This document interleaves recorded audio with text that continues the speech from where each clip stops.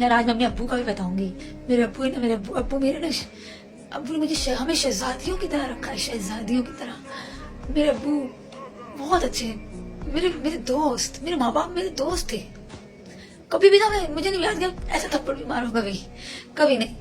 मेरी बच्ची एक बार इतनी शदीद बीमार हो गई थी 1.5 साल पहले। इंशा आप देखे होंगे मेरे पुराने ब्लॉग जाके देखिए, बहुत बीमार हो गई थी। यानी कि हम इब्राहिम की पूरी सैलरी भी लग गई उसके इलाज में। एक दिन में 25,000 के टेस्ट हुए इंशा की।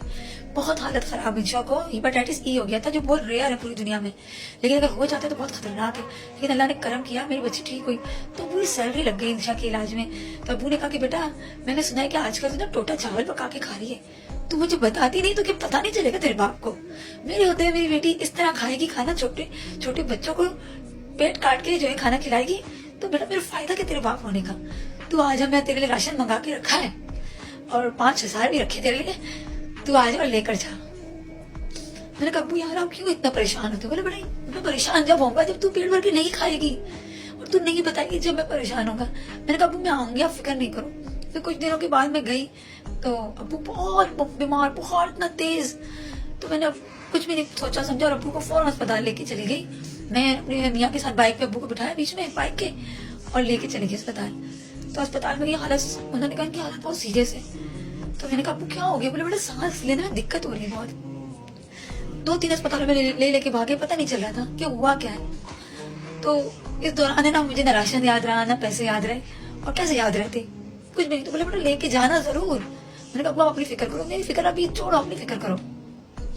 वो नहीं सही हुई तो जहन में नहीं रहा पैसों का, ना उनके जहन में कैसे रहता, मेरे जहन में कैसे रहता। हम तो बिल्कुल अब्बू को देख के परेशान हो गए। अब्बू की हो जाती है डेथ। फिर जो है 4-5 दिन गुजरे, सोया हो गया। फिर हमने कहा चलो घर की सफाई वगैरह कर देते। घर की सफाई वगैरह करने लगे ना तो अब्बू ने मेरे लिए 5,000 रुपए रखे थे ना, वो उनके बेड के गद्दे के नीचे से ना सफाई के दौरान मिले मुझे।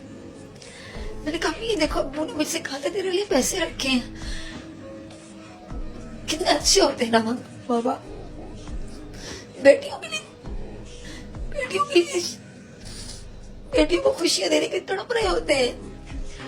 उनके वो 5,000 मुझे उनकी डेथ के बाद मिले।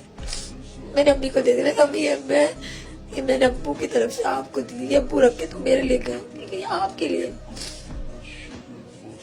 यार माँ बाप होते हैं, जिनके माँ बाप जिंदा है ना कदर करो।